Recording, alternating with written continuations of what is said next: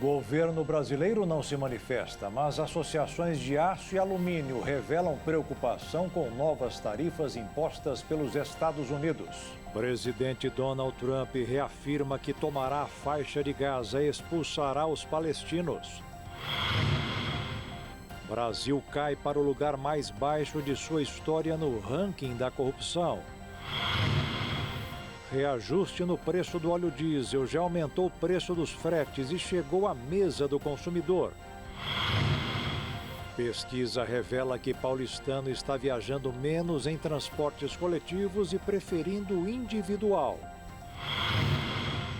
Companhia de Águas do Rio de Janeiro utiliza a tecnologia da NASA para despoluir rios. Número de crianças entre 6 e 8 anos de idade que usa a internet quase dobrou nos últimos 10 anos. E quem abandona o vício do cigarro encontra alternativas para não exagerar nas refeições e ganhar sobrepeso. Agora no Jornal das 22.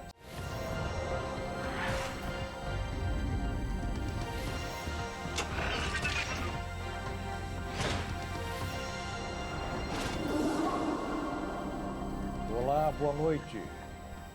As associações brasileiras do aço e do alumínio manifestaram hoje preocupação com a medida anunciada ontem de taxar todas as importações dos produtos em 25%.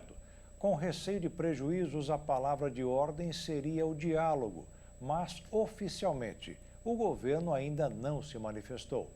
A taxação, por meio de um decreto assinado por Donald Trump, impacta 3 países exportadores, entre eles o Brasil. O país é um dos principais fornecedores de aço e ferro para os Estados Unidos e exportou mais de 70 tipos de mercadorias de aço e alumínio para os americanos em 2024. No ano passado, o Brasil foi o segundo maior fornecedor, com quase 15% do mercado, totalizando mais de 4 bilhões de dólares em produtos de aço e ferro em 2024. Os Estados Unidos, inclusive, estão entre os principais compradores de aço e ferro do Brasil. Segundo o ranking dos maiores produtores de aço do mundo, o Brasil está entre os 10 e com uma produção superior a 32 milhões de toneladas, enquanto o alumínio, o país está na 3ª posição, ultrapassando os 2 bilhões de toneladas. Segundo Donald Trump, a medida tem o objetivo de fortalecer a produção americana e impedir que a indústria siderúrgica local dependa de importações. O presidente declarou que as empresas estrangeiras podem abrir fábricas dentro dos Estados Unidos para evitar as tarifas. As taxas de 25% sobre todas as exportações de aço e alumínio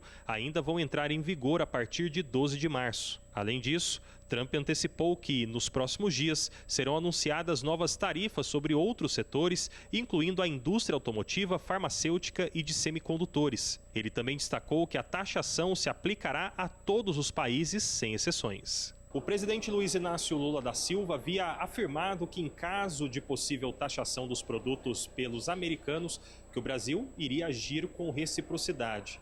Ao ser questionado, o ministro da Fazenda, Fernando Haddad, disse que vai ser aguardada a decisão do presidente da República. Poucas horas depois, em sua rede social, o ministro negou que o Brasil pretende taxar empresas de tecnologia como retaliação. Essa não é a primeira vez que Trump adota medidas desse tipo no setor. Durante seu primeiro mandato, foram impostas tarifas semelhantes, posteriormente flexibilizadas ou retiradas. Em 2018, os Estados Unidos impuseram tarifas de 25% sobre o aço e 10% sobre o alumínio, mas o Brasil conseguiu negociar um sistema de cotas que permitia a exportação de um volume limitado sem a incidência das taxas. Em 2019, Trump chegou a anunciar a retomada da taxação, mas voltou atrás após negociações com o governo brasileiro. Economistas alertam que as novas tarifas podem pressionar a inflação nos Estados Unidos, levando o Federal Reserve a aumentar as taxas de juros, o que pode desacelerar o crescimento econômico. Empresas americanas que dependem do aço importado podem sofrer com o aumento dos custos, impactando diretamente setores como a indústria automotiva e de manufatura. Segundo Arthur Pimentel, presidente do Conselho de Administração da Associação de Comércio Exterior do Brasil, Donald Trump saiu da retórica para a situação de fato. Segundo Pimentel, o governo americano estaria tentando neutralizar o mercado chinês e o governo brasileiro precisa estar preparado para negociar.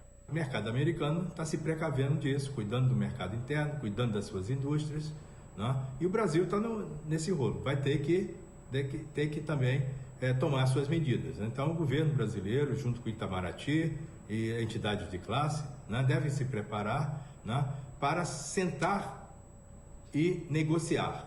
Eu acho que a palavra-chave agora é saber negociar, né? E o Brasil precisa negociar bem, porque o americano precisa do aço brasileiro pela qualidade, pela eficácia, pela logística, né? E a gente precisa vender, né? É um dos principais, é o segundo mercado a absorver o aço brasileiro. Daí a importância de saber negociar muito bem. Após a Casa Branca divulgar que o presidente dos Estados Unidos, Donald Trump, assinou o aumento da alíquota de 25% sobre as importações de aço e alumínio, a União Europeia e o Canadá prometeram uma resposta enérgica à imposição de taxas feita pelo governo americano. Ontem, a Casa Branca divulgou as ordens executivas assinadas pelo presidente dos Estados Unidos, Donald Trump, que prevêem a adoção de tarifas de 25% sobre as importações de aço e alumínio. A medida inclui produtos vindos do Canadá e México, que representam cerca de 40% das importações americanas de aço. A ação se soma às tarifas de 10% aplicadas à China, que já havia retaliado com suas próprias taxas sobre produtos americanos. No comunicado, o presidente justificou a medida como uma forma de proteger indústrias estrategicamente importantes para os Estados Unidos. De acordo com o texto, os países que tiverem uma relação de segurança com os Estados Unidos podem negociar alternativas para lidar com a questão. O presidente americano determinou que a nova alíquota sobre as importações entre em vigor em 12 de março, sem exceções ou isenções. A União Europeia garantiu que os impostos são ruins para as empresas e piores para os consumidores, o que gera um cenário em que todos perdem. As taxas também vão afetar o Canadá, principal fornecedor de aço e alumínio dos Estados Unidos. A União Europeia promete uma represália diante das taxas anunciadas por Donald Trump sobre o aço e o alumínio. O bloco europeu afirmou que vai tomar medidas firmes e proporcionais para proteger os interesses europeus. A decisão também pode prejudicar diversos setores nos Estados Unidos. A Federação do Aço no Reino Unido acredita que a medida vai desferir um golpe devastador para um setor que já está em declínio. Outros países afetados pela medida vão ser a Coreia do Sul, Brasil e México, importantes fornecedores de aço. O presidente dos Estados Unidos, Donald Trump, disse que depois de aumentar a alíquota do minério, ele também acrescentou que consideraria a imposição de tarifas adicionais sobre automóveis, produtos farmacêuticos e chips de computador. A decisão de Donald Trump de sobretaxar o aço e o alumínio de todos os países não mexeu com o mercado financeiro. O dólar caiu 0,31% e terminou o dia cotado a R$ 5,76. E a Bolsa de Valores de São Paulo subiu 0,76% aos 126.521 pontos. Depois da pandemia, aumentou o número de pessoas que moram em São Paulo procurando carros de aplicativo ou utilizando o próprio veículo. Elas preferem deixar o transporte público de lado, mas quem não tem recursos não tem alternativa. A pesquisa ouviu pessoas de 32 mil domicílios válidos dos 39 municípios da região metropolitana de São Paulo. Segundo Luiz Antônio Cortes, gerente de planejamento e meio ambiente do metrô, a pandemia estimulou mudanças que iam demorar a acontecer. De acordo com o levantamento, 51,2% das viagens diárias na região foram feitas individualmente, o que inclui táxis, veículos de aplicativos e também foram incluídas as motocicletas. A queda no uso do transporte público ocorreu apesar da expansão da rede metroferroviária. Entre 2017 e 2023, foram inaugurados 20 quilômetros de metrô na capital e 12 quilômetros de ferrovia com a conexão até o aeroporto de Guarulhos. As viagens de automóvel foram as que tiveram o maior volume em 2023, 41,6% do total. Mas no período 2017-2023, elas diminuíram 7,8%. Já as viagens por meios motorizados caíram 11,1%. Um dado curioso da pesquisa. A quantidade de pessoas que saem de casa todos os dias caiu na região metropolitana de São Paulo, mesmo após a pandemia do Covid-19. Em 2017, cada morador da Grande São Paulo fazia em média 2 deslocamentos por dia, fosse por meio de transporte coletivo, automóvel, bicicleta ou ainda a pé. Em 2023, essa taxa caiu para 1,68. É o menor índice na série histórica da pesquisa, que começou em 1967. Mesmo com o ensino à distância, o EAD, o estudo segue com o segundo motivo mais comum pelo qual os moradores da Grande São Paulo saem de casa. 36% das viagens diárias são motivadas pela escola ou pela universidade. O trabalho é a razão para quase 19 milhões de viagens diárias, ou 46% do total. O número de motos cresceu 50% entre 2017 e 2023. E as viagens sobre duas rodas aumentaram 16% no período. O usuário é na maioria homem, mas o número de mulheres cresceu de 7% para 10% entre os dois levantamentos. A pesquisa ainda revela que o morador da Grande São Paulo tem saído menos de casa e tem usado mais o transporte individual, que pela primeira vez desde 2002 superou o uso do transporte coletivo. Mais de 70% das famílias dos distritos, se é república, não tem carro. Bem abastecidas, com trens e metrôs, as regiões têm nesses modais o principal modo de deslocamento. O trânsito diminuiu em todos os horários de pico entre 2017 e 2023. A redução foi mais acentuada ao meio-dia e às 18 horas, que concentram os deslocamentos associados ao horário de almoço e às saídas de trabalho e à movimentação de universidades. A empresa que faz biometria com a íris das pessoas em troca de criptomoedas suspendeu nesta terça-feira as atividades no Brasil. A intenção é se adequar aos pedidos da Autoridade Nacional de Proteção de Dados.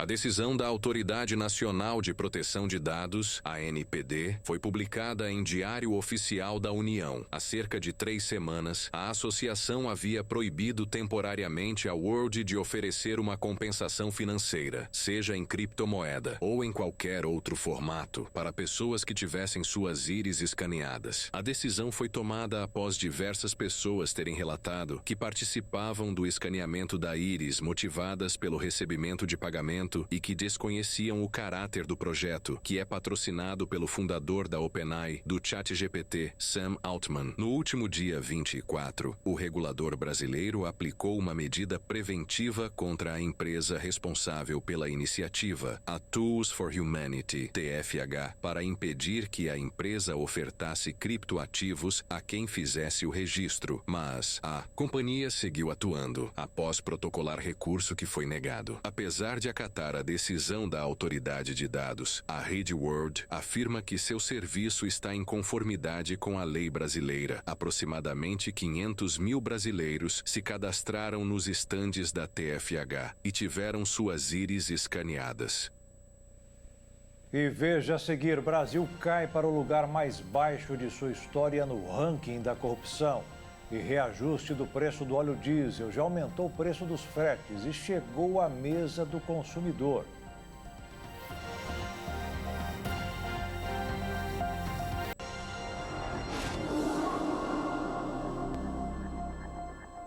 O Brasil piorou no ranking da corrupção. Aliás, segundo a revelação feita hoje pela organização Transparência Internacional, o país atingiu a sua pior situação neste quesito desde que os testes começaram a ser feitos. Dados da organização Transparência Internacional apontam que o Brasil, no ano passado, teve seu pior desempenho histórico no índice de percepção da corrupção. Com uma nota de 34 pontos e uma escala que vai de 0 a 100, o país ocupa agora a posição 107 entre as 180 nações avaliadas, marcando a pior colocação desde o início da série histórica em 2012. A pontuação obtida pelo Brasil é inferior à média global, que se mantém em 43 pontos, e também à média das Américas, fixada em 42. O país está empatado com países como Argélia, Nepal e Peru no ranking, depois de ter estado há 10 anos atrás no mesmo patamar que Bulgária, Grécia e Itália. A percepção da corrupção é dada a partir de pesquisas com especialistas e líderes empresariais, além de dados quantitativos de organismos internacionais. Em 2023, o Brasil havia ficado na posição 104 com 36 pontos, apresentando uma queda de 10 colocações em relação ao ano anterior. No relatório daquele período, a Transparência Internacional apontava dificuldades na reconstrução de mecanismos de combate à corrupção, citando desmontes promovidos em gestões anteriores. Segundo a entidade, a piora nos indicadores reflete a dificuldade do país em reverter o desmonte do combate à corrupção nos últimos anos. Entre os fatores apontados como negativo no relatório estão a negociação de acordos de leniência favorecendo empresas envolvidas em corrupção, a falta de transparência no novo programa de aceleração do crescimento e o aumento do volume de emendas parlamentares sem fiscalização. Também estão citadas a aprovação da chamada PEC da anistia, que perdoa partidos por irregularidades eleitorais, e o silêncio do presidente Luiz Inácio Lula da Silva sobre o tema. A organização destaca ainda que decisões recentes do Supremo Tribunal Federal resultaram no arquivamento de casos de corrupção ligados à Operação Lava Jato, o que impacta a percepção de impunidade no país. Além disso, é mencionada a ingerência política da Petrobras e dificuldades no acesso a informações públicas sob justificativa de sigilo. O governo brasileiro, por meio da Controladoria Geral da União, declarou que mantém seu compromisso com a transparência e o combate à corrupção, mas criticou a metodologia do índice, argumentando que países que investigam e expõem casos de corrupção podem ser penalizados no ranking. Na América do Sul, o Brasil, Argentina e Colômbia aparecem com notas próximas, registrando entre 37 e 39 pontos. No topo do ranking global, a Dinamarca mantém a liderança com 90 pontos, seguida por Finlândia, Singapura e Nova Zelândia. Os últimos colocados no ranking estão no Sudão do Sul, Somália e Venezuela. Figuram entre os países as piores avaliações, com notas que variam entre 8 e 10 pontos. A Polícia Federal cumpriu hoje mandados de busca e apreensão contra um grupo de empresas suspeito de fraude em licitações na área de terceirizações e mira um contrato firmado com a própria corporação. No total, foram cumpridos 26 mandados de busca e apreensão em endereços no Distrito Federal. As investigações começaram em abril de 2024 e atingem empresas identificadas como sendo do mesmo grupo. Elas possuem vínculos societários, familiares e trabalhistas. E, segundo a apuração, teriam se associado para a prática de fraudes em licitações. Um dos alvos é o ex-deputado distrital Carlos Tabanês, policial civil aposentado. De acordo com a Polícia Federal, o grupo usava laranjas como sócios para ocultar os verdadeiros proprietários.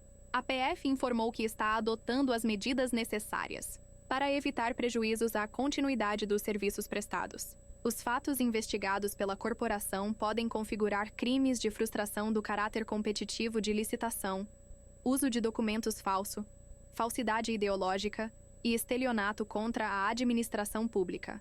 A operação conta também com a Controladoria Geral da União, que informou que iniciou a apuração após a publicação de notícias sobre irregularidades relacionadas à empresa no contrato firmado para a manutenção da Penitenciária Federal de Mossoró, no Rio Grande do Norte. Na época, o jornal O Estado de São Paulo publicou reportagens mostrando que a empresa tinha contrato para atuação no presídio, onde houve fuga de detentos, mas estava registrada em nome de um laranja em Brasília. O presidente Luiz Inácio Lula da Silva discursou no encontro de novos prefeitos e prefeitas, que aconteceu nesta terça-feira em Brasília. O presidente afirmou que o Brasil vai crescer 3,7% e criticou o FMI, quando em anos anteriores previa um crescimento menor do que realmente foi. A inflação oficial do país desacelerou. Em janeiro, o IPCA foi de 0,16%, o percentual mais baixo para o primeiro mês do ano nos últimos 30 anos, quando começou o Plano Real. Em janeiro Quando o consumidor vai às compras, não acredita nos números divulgados mensalmente pelo IBGE, mas é uma média de centenas de preços, principalmente na hora de ir ao açougue. Quando olha, percebe o aumento e muitas vezes volta para casa sem levar nada. Dos 9 grupos pesquisados, 5 ficaram mais caros. O que garantiu o resultado foi a conta de luz, que recebeu uma bonificação de Itaipu, o que deixou a fatura mais barata e contribuiu para aquela conta da média. E existem outros produtos que, na hora de colocar na sacola de compras, deixam as pessoas com muito mais dúvidas sobre o índice de inflação. São produtos como cenoura, que subiu quase 30%, e o café, com quase 50%. Mas é aquela história da média. No período de 12 meses, o IPCA está acumulado em 4,56%. Parece baixo, mas continua acima do teto da meta. O reajuste dos combustíveis, que começou a valer no dia 1º, já está fazendo efeito em outros setores. Dá para sentir aumento dos preços no comércio em razão do frete que subiu. Preço dos combustíveis nas alturas. A elevação dos valores impacta não apenas quem necessita abastecer o veículo para rodar, mas a sociedade como um todo. A Marinalva Bi, por exemplo, ela é dona de uma loja de roupas no mercado municipal de Teixeira de Freitas e costuma adquirir os produtos para venda fora da cidade, geralmente na capital paulista. O aumento no preço dos combustíveis impactou o preço do frete pago para o recebimento dos pacotes. Sim, tem sobrado para nós, né? Esse aumento aí tem chegado até nós, por quê? Nós recebemos os pacotes que vêm pelos transportes, que sofreu o aumento do preço, né? Então, atingiu a nós sim. Antes do aumento, a gente sempre teve a tabela de preços, né? De acordo com o tamanho do pacote. Antes a gente pagava, tinha pacote até de R$20, de 20 a 120. Hoje, o nosso pacote menor, a gente está pagando R$40. Então, praticamente dobrou o preço, né, dos pacotes por conta do aumento do combustível. Por enquanto, está mantendo os mesmos preços. Isso. Por enquanto, a gente não tem repassado os preços para os clientes. Por quê? Já está difícil as vendas.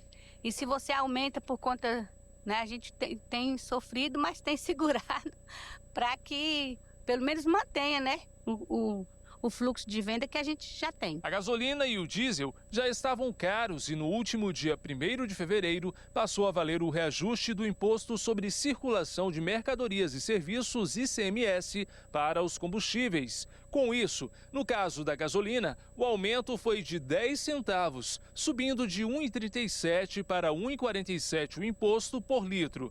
Já o diesel, o reajuste foi de 6 centavos por litro, passando de 1,06 para R$ 1,12. Apesar de parecer pouco, é grande o prejuízo. O economista Mário Vasconcelos explica os impactos ocasionados aos diversos setores da sociedade pela alta nos valores. Pode parecer, a princípio, que é um aumento irrisório, 10 centavos, né? 6 centavos no diesel. Mas se você pensar na quantidade de veículos que rodam, principalmente os motoristas de aplicativo, os caminhoneiros, isso vai causar um impacto muito grande para essas categorias, principalmente para essas categorias, não é? Então, isso vai aumentar o preço do frete. Então, na medida que aumenta o preço do frete, tudo aquilo que esses caminhoneiros transportam vão ficar mais caro, inclusive gêneros alimentícios, né? Se você considerar hoje que a inflação dos alimentos em alguns estados, em algumas cidades, já está batendo na segunda casa, ou seja, mais de 10%, isso vai agravar muito mais essa questão da inflação. Ainda de acordo com o especialista, há o que ele chama de impacto psicológico. Esse aumento de 10%, ele causa um impacto, além do que eu já falei, um impacto psicológico muito grande, porque muitas vezes até produtos, serviços que independem diretamente ou mesmo indiretamente do preço do combustível, acaba aumentando. Por exemplo, um serviço, sei lá, de corte de cabelo. Muitas vezes a pessoa não tem um impacto muito grande, mas aumentou a gasolina, aumentou não sei o quê, vou aumentar também o corte de cabelo. Essa instabilidade acentua o sofrimento da população como um todo e pode gerar crises no setor de trabalho. O empresário ele vai produzir, né? A indústria vai produzir, o empresário vai vencer na medida em que ele observe que há uma demanda por esses serviços, não é? Então, quando ele percebe que isso não vai ocorrer, e em função dessa elevação do preço, ele automaticamente reduz a sua capacidade de produção, a sua capacidade comercial. E isso causa também um impacto muito grande no emprego, né? Porque se eu vou diminuir a minha atividade comercial ou a minha atividade industrial, não é? Eu vou dispensar alguns empregados, alguns colaboradores. O reajuste no imposto sobre a gasolina foi de apenas 10 centavos, do diesel de 6 centavos. Contudo, Mário Vasconcelos alerta que o aumento pode ser maior nas bombas. Como os preços nas bombas eles são livres, de repente um determinado posto até nem vai repassar os 10 centavos. O outro vai repassar 30, 40, 50 centavos. E veja a seguir, o presidente Donald Trump reafirma que tomará a faixa de Gaza e expulsará os palestinos. E Companhia de Águas do Rio de Janeiro utiliza a tecnologia da NASA para despoluir os rios.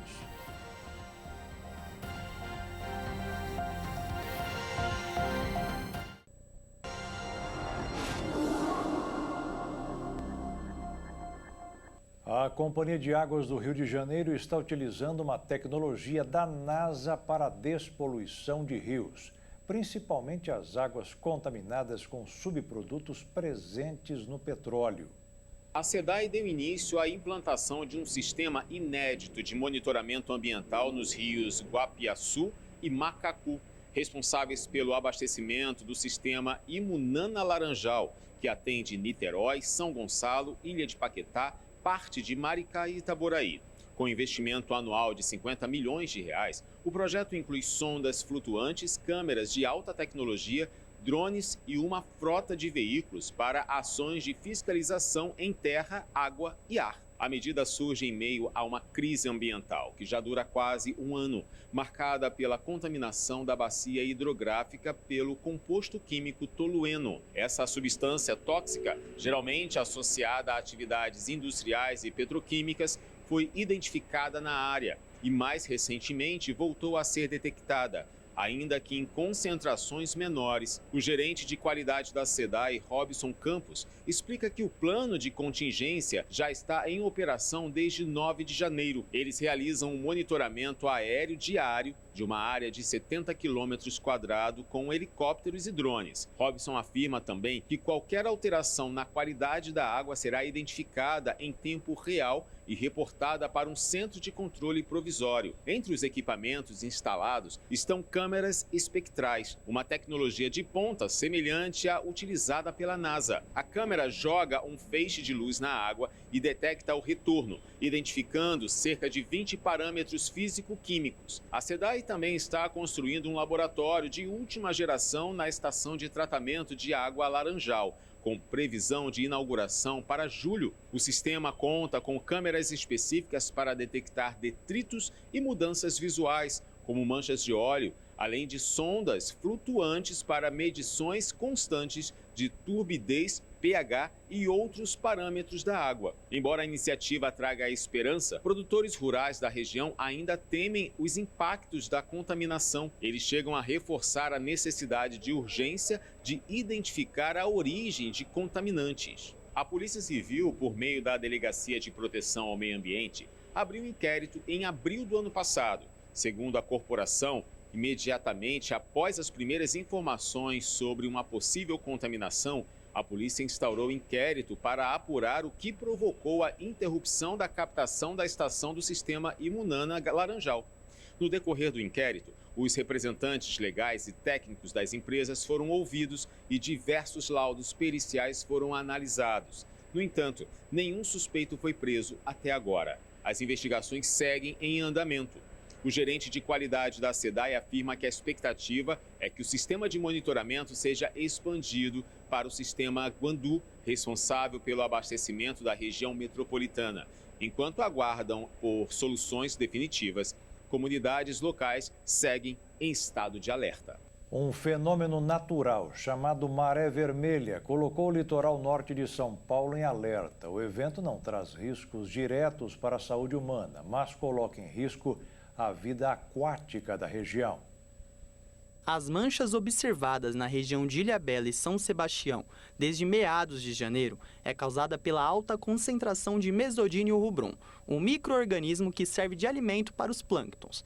Esse micro-organismo está sendo acompanhado por satélites do Instituto Nacional de Pesquisas Espaciais, o INPE. Segundo o Instituto, uma grande quantidade desse micro-organismo pode causar a falta de oxigênio na água, o que põe em risco a vida marinha. O governo de São Paulo já trabalha por meio de um grupo intersecretarial que inclui a Companhia Ambiental do Estado de São Paulo, a CATESP. Segundo a companhia, a mancha já se dissipou, mas o monitoramento continua. Até o momento, não há restrição ao consumo de mexilhões e outros frutos do mar. O mesodínio não é tóxico para os seres humanos, mas serve como alimento para um gênero de plâncton que podem produzir toxinas perigosas para a saúde humana. Em 2016, uma floração dessa alga levou à suspensão do consumo de ostras e mexilhões no litoral de São Paulo. Um grupo de trabalho do governo paulista, integrado pelas secretarias de Saúde, Agricultura e Abastecimento e Meio Ambiente, Infraestrutura e Logística, que acompanha a floração de microalgas, recomenda que a população evite nadar ou praticar esportes náuticos em locais com manchas de coloração suspeita, já que algumas pessoas podem apresentar coceiras e irritação na pele. O presidente dos Estados Unidos, Donald Trump, reafirmou hoje que deverá tomar a faixa de Gaza e alertou que se o Hamas não entregar novos reféns até sábado, o cessar-fogo será suspenso. O primeiro-ministro israelense confirmou a ameaça. Donald Trump ainda repetiu o ultimato que deu ao Hamas. Ou liberam todos os reféns israelenses até sábado, ou o cessar-fogo está suspenso. O primeiro-ministro de Israel, Benjamin Netanyahu, também sinalizou que romperia o acordo com o Hamas se os reféns não forem soltos. Sami Abu Zuhri, representante do Hamas, respondeu ao presidente dos Estados Unidos, Donald Trump, que ele deve se lembrar de que há um acordo que deve ser respeitado por ambas as partes. E essa é a única maneira de trazer de volta os prisioneiros israelenses. O líder do Hamas disse que a linguagem das ameaças não tem valor e só complica as coisas. Durante o encontro, Abdullah II, da Jordânia, evitou publicamente rejeitar o plano dos Estados Unidos de retirada dos palestinos. O monarca foi recebido na Casa Branca nesta terça-feira e anunciou que acolherá 2.000 crianças de Gaza com câncer ou doentes. Questionado se estaria de acordo com o controle americano em Gaza, o rei se negou a responder. Que vai conversar entre os países árabes. Segundo o jordaniano, uma resposta vai depender ainda de como autoridades no Egito vão reagir. Donald Trump, de outro lado, insistiu que seu projeto está tendo um enorme apoio. Para o presidente, transferir os palestinos não é complexo. Um dia antes, o presidente americano havia alertado que suspenderia qualquer repasse se o acordo não fosse estabelecido. Segundo Trump, existem outros países que querem estar envolvidos na retirada dos palestinos. O Gabinete de Segurança de Israel se reuniu nesta terça-feira em Jerusalém para discutir como se daria a resposta ao adiamento da libertação de reféns pelo Hamas. A reunião aconteceu ao som de tambores e gritos do lado de fora do gabinete do premier, Benjamin Netanyahu, diante das manifestações convocadas por familiares e grupos que defendem a priorização do retorno dos reféns, pedindo que o governo faça tudo para garantir a continuidade das trocas. Em uma publicação na rede social X, o secretário-geral da ONU, Antônio Guterres, fez um apelo para que o acordo de cessar-fogo fosse cumprido em sua integralidade, incluindo os dispositivos que prevêem a negociação continuada para a troca dos demais reféns.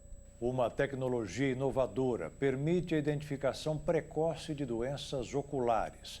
A campanha realizada no município de Terenos, em Mato Grosso do Sul, tem como principal objetivo a prevenção de patologias que podem levar à cegueira, como glaucoma, retinopatia diabética e catarata. Dona Fátima tem hipertensão e diabetes. Ela notou que estava com problemas para enxergar. Com um telediagnóstico, agora pode fazer exames de forma rápida e prática. Muito bom, porque faltava mesmo isso aí, né? Ver melhor quanto o grau que você tem, né? E melhorar, né? Sempre melhorar. Assim como a dona Fátima, Nilda também procurou uma unidade de saúde para fazer exames de vista. Para mim é muito bom. Nossa, eu nunca tinha visto isso aí. A primeira vez. Uma iniciativa trouxe mais agilidade na realização de exames no Sistema Único de Saúde.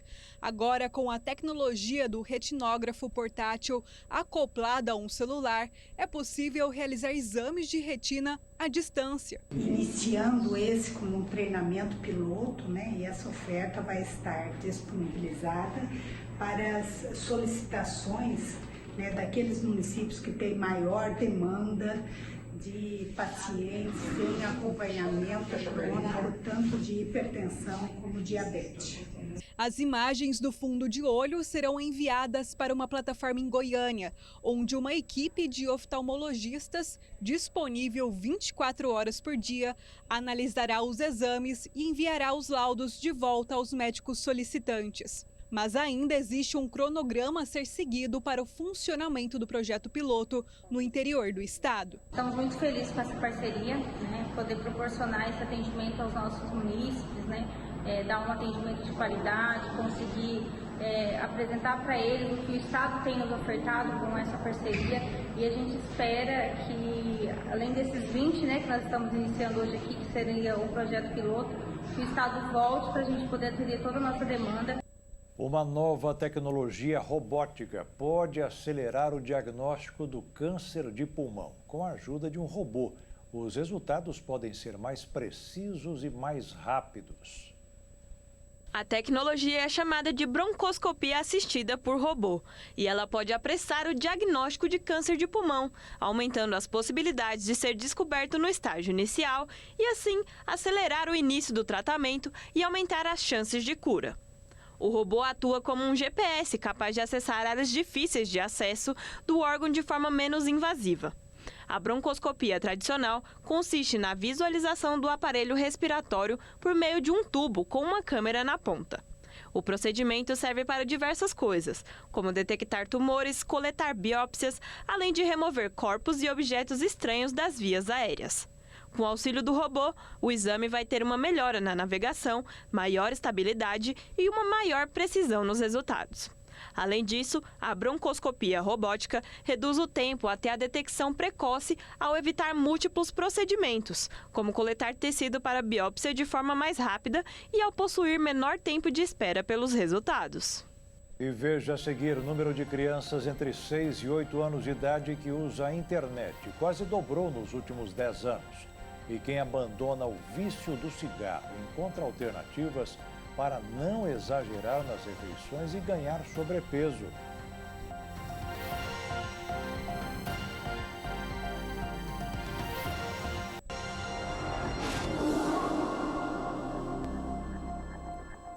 Um incêndio que persiste há 3 semanas na ilha de Amsterdã, localizada nas terras austrais e antárticas francesas, obrigou seus 30 moradores, incluindo cientistas e militares, a saírem da localidade. Conhecida como a ilha mais isolada do mundo, a região já teve quase metade de sua área devastada pelas chamas, que começaram em 15 de janeiro. As autoridades francesas optaram por não combater o fogo diretamente, devido à dificuldade logística e à distância do local, que tem apenas 58 quilômetros quadrados. A ilha é considerada um santuário da diversidade e é patrimônio mundial da Unesco, o que atrai a atenção de pesquisadores que estudam mudanças climáticas. A geografia local favorece a coleta de dados sobre a qualidade do ar, tornando-a uma das poucas regiões no mundo dedicadas ao estudo da poluição atmosférica. A localidade abriga rica biodiversidade, incluindo a 3ª maior população de focas e elefantes marinhos, além de espécies raras como o albatroz de Amsterdã. O incêndio levou as autoridades a planejar o envio de uma equipe composta por 4 bombeiros e 7 técnicos para avaliar a situação. A missão dependerá das condições climáticas na região e tem como objetivo identificar a origem do fogo e a extensão dos danos causados. A ilha é tema de pesquisas há mais de 50 anos, com medições contínuas da concentração de gases de efeito estufa. A evacuação dos moradores foi uma medida de emergência, dada a gravidade da situação. A ilha de Amsterdã, embora pouco conhecida pelo público em geral, tem extrema relevância na pesquisa científica e na preservação ambiental, e a continuidade do incêndio representa uma séria ameaça a esses esforços. Uma empresa multinacional de equipamentos ópticos recebeu a aprovação da Administração de Alimentos e Medicamentos dos Estados Unidos para iniciar a venda dos óculos de áudio. O acessório, além de elegante, promete transformar o som para deficientes auditivos. A perda auditiva é classificada de leve a profunda e pode afetar qualquer faixa etária, desde recém-nascidos até idosos. De acordo com a Organização Mundial da Saúde, mais de 1, bilhões de pessoas no mundo sofrem com algum grau de dificuldade auditiva e, em sua maioria, são afetadas de alguma forma nas suas atividades diárias, principalmente nas interações sociais. Pensando nisso, a empresa multinacional EssilorLuxottica desenvolveu o Nuance Audio, um óculos que funciona como um aparelho auditivo disfarçado. A tecnologia inovadora utiliza um conjunto de microfones que criam um foco sonoro na direção em que o usuário está olhando, que é amplificado por pequenos alto-falantes localizados na haste do acessório, perto do ouvido. Os óculos funcionam como uma interessante alternativa para quem precisa de auxílio auditivo, mas que busca discrição, ao contrário dos tradicionais aparelhos auditivos. A empresa recebeu a aprovação da Administração de Alimentos e Medicamentos para comercializar o produto e, segundo a multinacional, estará disponível para compra em várias opções de modelos, cores e tamanhos nos Estados Unidos e em alguns países europeus como Itália, França e Alemanha, a partir de março deste ano. As mulheres tendem a sentir mais dor em comparação aos homens, segundo um levantamento da Sociedade Brasileira para Estudo da Dor Crônica. Mesmo assim, a abordagem dos médicos costuma ser inadequada e desrespeitosa com as pacientes. A dor crônica é uma sensação constante, sem motivo aparente e que atinge pelo menos 20% dos adultos, especialmente as mulheres. Segundo a Sociedade Brasileira para o Estudo da Dor, esse fenômeno é complexo e envolve uma combinação de fatores biológicos, psicológicos e até mesmo sociais. O primeiro levantamento que explica essas diferenças são os hormônios femininos que influenciam a sensibilidade à dor, que varia de acordo com a fase do ciclo menstrual, ao contrário da testosterona, mais presente nos homens, que tem um efeito protetor. Além disso, algumas condições de dor crônica afetam muito mais as mulheres, como por exemplo a artrite e a enxaqueca. A complexidade dos ciclos hormonais também contribuem para condições dolorosas como cólicas menstruais, endometriose e dor pélvica. Apesar disso, os relatos de dor intensa não são levados tão a sério por profissionais da saúde, que tratam a causa do problema como psíquico ou inexistente. Mas a pesquisa vai para além das questões biológicas. Em muitas culturas, é comum que as mulheres expressarem suas dores e busquem ajuda médica, enquanto os homens são encorajados a esconder ou minimizar os desconfortos e evitam procurar um tratamento adequado até que a dor seja insuportável. Os pesquisadores alertam sobre a complexidade do assunto e reforçam a necessidade de buscar ajuda independente do gênero. O ex-presidente da Federação Espanhola de Futebol, Luís Rubiales, disse hoje que está totalmente seguro no processo em que deu um beijo na jogadora da seleção depois do título mundial de 2023. O ex-chefe da Federação Espanhola de Futebol, Luís Rubiales, está sendo acusado de agressão sexual pelo beijo na jogadora de futebol da seleção feminina da Espanha, Jenny Hermoso, durante a entrega das medalhas no Mundial de Sydney, na Austrália, em 2023. Ele também foi acusado de coagir a atleta a testemunhar em seu favor. A promotoria pediu 2 anos e 5 meses de prisão por ambos os crimes. Mas hoje, Rubiales disse que não foi um ato de violência, e sim um gesto de carinho com a jogadora. Em declaração feita na semana passada, Hermoso afirmou que aquele episódio nunca deveria ter ocorrido e que se sentiu desrespeitada. Luís Rubiales renunciou ao cargo depois de muita pressão. O dirigente disse que se desculpou pelo que aconteceu. A jogadora, que é a 10 da seleção, passou a ser um símbolo contra o sexismo no futebol espanhol e sempre defendeu que o beijo foi imposto contra sua vontade. A proporção de crianças e adolescentes que são usuários de internet vem crescendo no Brasil, bem como a antecipação da idade do primeiro acesso online. O levantamento foi feito pela TIC Kids Online Brasil e TIC Domicílios. De acordo com os resultados da pesquisa TIC Kids Online Brasil, entre 2015 e 2024, houve um crescimento de 12 pontos percentuais de usuários de internet dos 9 a 17 anos de idade que relataram que o seu primeiro acesso aconteceu antes dos 6 anos de idade. Além do acesso precoce à internet, Pesquisas também indicam a tendência de antecipação da posse de um telefone celular por crianças e adolescentes usuários de internet.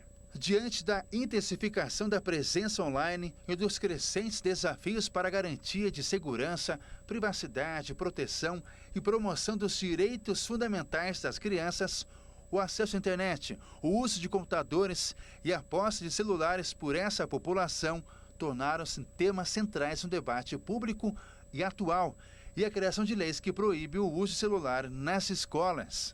A legislação surge em resposta ao crescente debate sobre o uso desses aparelhos nas escolas, que gera grande preocupação a especialistas e à população em geral, devido aos impactos negativos no aprendizado, na concentração e na saúde mental dos jovens.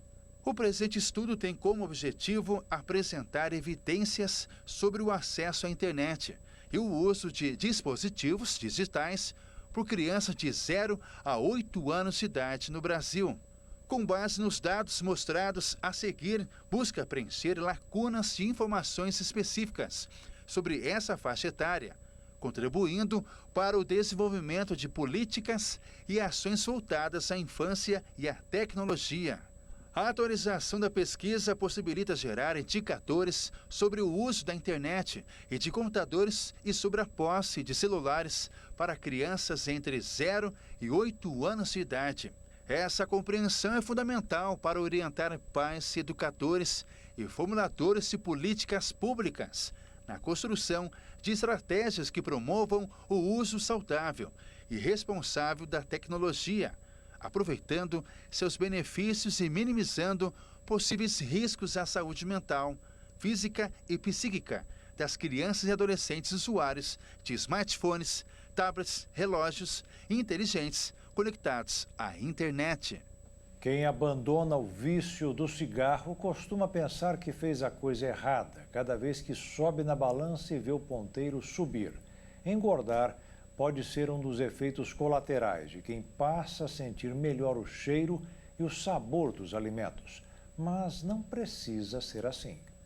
A decisão de parar de fumar é um passo importante para a saúde, mas o processo pode trazer desafios inesperados, especialmente na alimentação. Muitas pessoas que abandonam o cigarro relatam um aumento do apetite e uma preferência maior por alimentos ricos em gordura, açúcar e sal, o que pode levar a um consumo excessivo de fast food e outros produtos pouco nutritivos. Isso acontece porque a nicotina tem efeito supressor do apetite. Estudos mostram que fumantes tendem a pular refeições e passar mais tempo sem comer, enquanto aqueles que param de fumar sentem mais fome e um desejo maior por alimentos calóricos.